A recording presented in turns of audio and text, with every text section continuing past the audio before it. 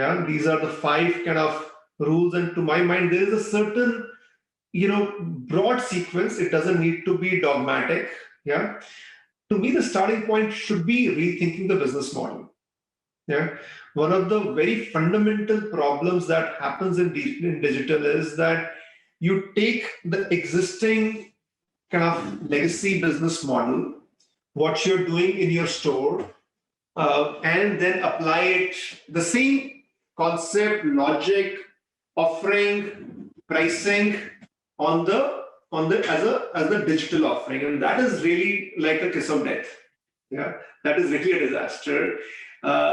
In most cases, there is a need, that whole process of thinking through how the industry is shifting, what the customer, who your customer is now. If you recall, in one of the earlier sessions, we talked about this thing, that what business you are in, is a very key question, and who your customer is. And many of our industries that we work in, whether it's wealth management or life sciences, this question is becoming this is a very, very real question. So you have to start with that. For that customer, what is the business model? What is the operating model? That, to me, is the most sensible starting point. Because if you don't get that right, everything that you do subsequently in terms of technology investments and so on is going to not be very helpful. Yeah. Once you have the broad kind of design of the business model, operating model, the next thing is to focus obsessively on business and customer KPIs to identify what are those specific problems and what are the KPIs, what are the numbers I want to move. Yeah. Because again, what we discussed earlier, that when you start with this technology first kind of mindset, you oftentimes lose track of, hey, what problem was I solving? Even if you have defined it and the program is very, very large, yeah, you will lose track of that, the problem you were solving or the number somewhere midway. Yeah. So it is extremely critical to anchor that, hey, what are these KPIs? Is it, response time for the customer? Or, typically you will have a business KPI and you will have a customer KPI. You will have both of them. Yeah.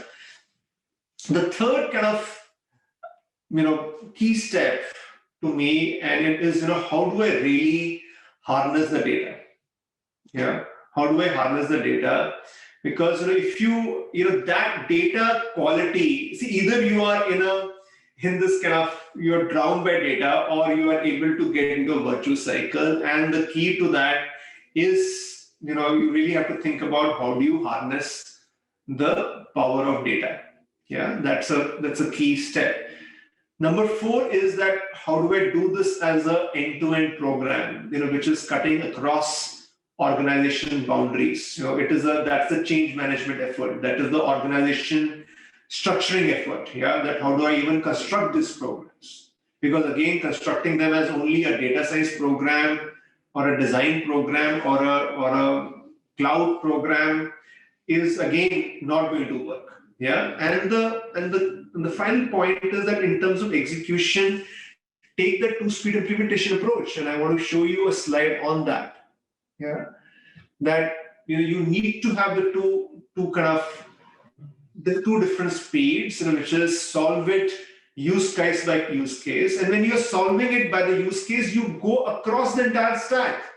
Yeah, you start with the customer problem, you kind of experience, data science, data availability, the infrastructure for that.